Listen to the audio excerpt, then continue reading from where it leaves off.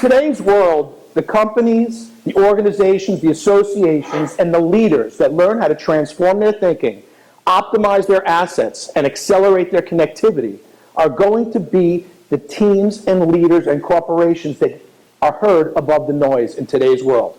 See, if we transform our thinking, optimize our assets are all the knowledge that we possess, all the people and connections we have here, and we accelerate our connectivity. The amount of connectivity we have with individuals and the amount of execution at a speedy rate, we're going to be successful. As I've traveled around the world, I've worked in the last 25 years with all branches of the armed forces, Fortune 500 companies, professional athletes, NBA champions, Olympic athletes, and as the doctor for the St. Louis Rams football team, I got to see them go from worst to first as I worked on their brains and their bodies. And what I found is that there are 4 key elements to their success. And these key elements started with, the first one was attitude. They all had a positive attitude that started from the top down. Those people communicated the attitude and what they expected. The second was they all learned to communicate their message effectively and engage with people from diverse backgrounds. The third is they learned to play like a team, because you could have individual superstars that never quite get it. And last, they all had a symbolic focus. Whether it was a project that they were working on, whether it was a goal, whether it was a trophy or a championship, they had something to focus on that got everybody engaged, got them behind that purpose, and created a movement. And each one of them had that, but it all started with attitude. See, because they had to learn how to deal with difficult people, diverse people. I mean, how many of you here deal with difficult people every day? Raise your hands. How many of you are difficult people? Keep your hands up. I know there's a few of you out there. And sometimes you work with different personality styles, and sometimes you've been with someone that maybe you couldn't warm up to them if you were cremated with them. You know these people? They complain about paying the taxes if they win the lottery, all these different things. And what we found out was it all remained with the attitude in their mind. I was reading a book a number of years ago called Cybernetics. It was written by a guy named Maxwell Maltz. And Maxwell Maltz was a plastic surgeon in New York City, and he had a woman come into his office. And the woman was absolutely beautiful, but she had a little crook in her nose. And she thought she was ugly. Well, they went through this book of noses. They chose the right nose. They came out. They performed the surgery. And she was absolutely stupendous. Everyone agreed she was magnificent. And she sued him for malpractice. Every time she looked at that mirror, she saw this ugly individual. Well, it went before the judge and the jury, and they looked at the before and after pictures, and they said she's absolutely magnificent. They threw it out of the court. See, but her mind couldn't tell the difference between something actually happening and something imagined vividly in great detail. Your mind is always going to make you right and push you in that right direction. Now, if you don't believe this, think about this. How many of you bought a new car recently or one in the past? Raise your hands, okay? I guarantee the moment you sat in that car and you got in that car, you started driving around town, it seemed like every single person on the road was driving that car. There were hundreds of them on the road. And your brain was going, see, I made the right decision. Great minds think alike. I did the same thing. Or let me ask you this question. Have you ever woken up and said it's going to be one of those days? You know, one of those days maybe you woke up and said, oh my gosh, I got to get through the traffic here. And how many of you have the mom and grandmas that say bad things happen in threes? Anybody have that mom and grandma like me? Right? And all of a sudden, 1, 2, 3, 4, they just kept coming. At the end of the day, said, see, I knew it. I knew I was right. It's one of those days. Here's my question. What'd you ever get for being right? See, I've been right a lot. I haven't gotten anything. So if you've got something, let me know. I want to in on this thing.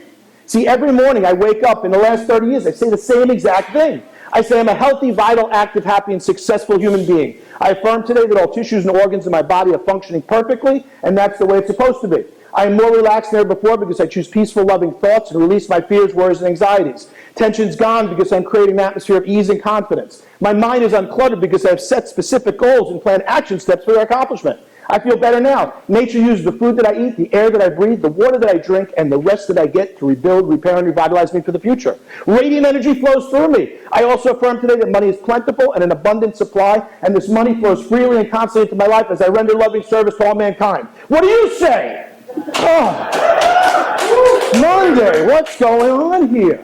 But it's all about our attitude and what we bring to the table. No matter what's happening, you have that fight with a spouse, significant other, the moment you get in, you are on stage because people deserve 150% of you, not just 100%.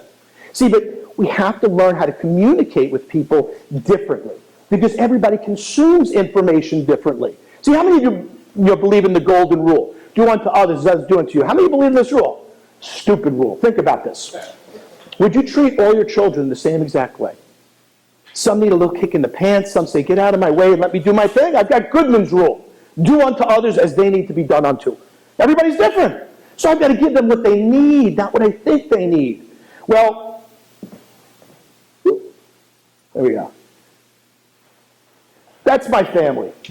I've got to communicate with each and every one of them differently. My son, Alex. How many of you have millennials, 16, 20-year-old kids? Anybody have that? How many of you turned dumb overnight? Anybody? All right? You're going to make a comeback. Well, my son is the smartest kid in the world. At 24 years old, just ask him. And he's out in Hollywood. He wanted to always be in Hollywood, so he went out there and got a job.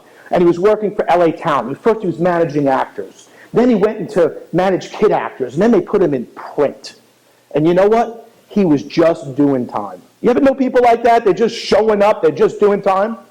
Well, I'm driving in my car one day, and all of a sudden the phone rings, and it's on speaker. He said, Dad, can you talk? I said, yeah, what's up? He said, Dad, I just got fired. I said, that's great.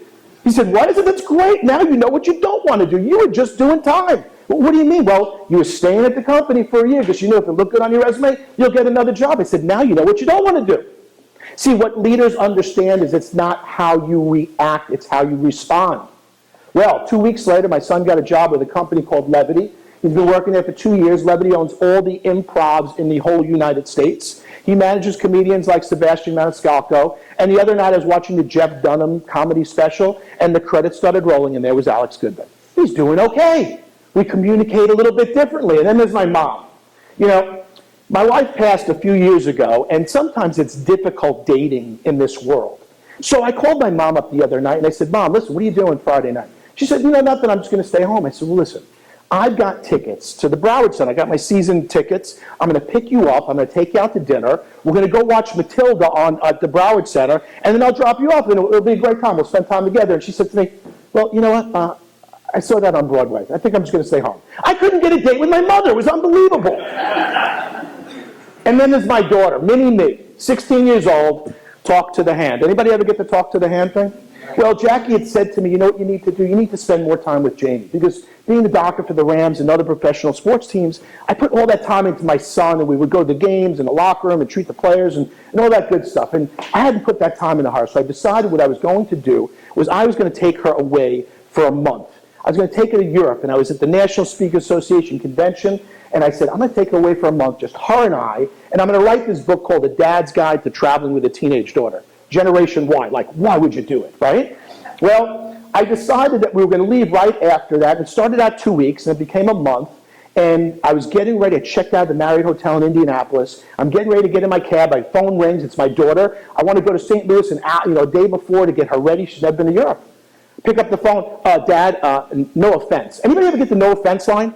I'm already offended. I want to hang out with my friends. I had to rebook my ticket, get my room back at the Marriott Hotel, all within about 30 seconds, because she changed the plans before we left. Well, I picked her up, and I said, here's the deal. You're not bringing your computer, and there's no cell phones on this trip. You've got to deal with me. Just me and you. We're going to both journal. We'll see what we have. Well, the first page of her book said it's going to be survival of the fittest, last man standing kind of thing. I don't know who'll survive. The rules will be the same, just in different countries.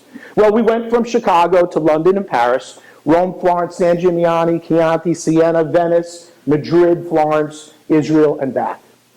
And every night we would go out, and we would get back at about 1:30 in the morning. So it became a running joke. All right, Jane, we're going to get home before 1:30 in the morning tonight. And she would collect people along the way and invite them out to dinner with me. Well, at my restaurant, Giostra in Florence, one of my favorite restaurants, and she turns around, she starts talking to this couple, and they're a leather designer and another dress designer, and they're just got engaged, and Jamie strikes up a conversation, and she says, oh, you should come out to dinner with us tomorrow night. We're going to Dad's favorite restaurant, Gargini. So I said, Jamie, we've already got 4 strangers coming to dinner with us. So we're going to dinner with 8 perfect strangers. My daughter's picked up in the middle of Europe, and now we're walking down the streets of Florence at 2 o'clock in the morning, and my daughter grabbed my hand and said, Dad, we make a great team. I knew I hit a grand slam home run right out of the bucket. When we came back, what I looked at, what she wrote was amazing. It was much better than what I wrote. And what happened was it turned into her book called Jamie's Journey Travels with My Dad. It went from 9 to 6 to 4 on Amazon, and on a Sunday, on Father's Day, down here in South Florida, I got to sit on a couch with my daughter promoting her book on Father's Day. It was the best thing that ever happened, complete engagement. You've got to engage a little bit differently.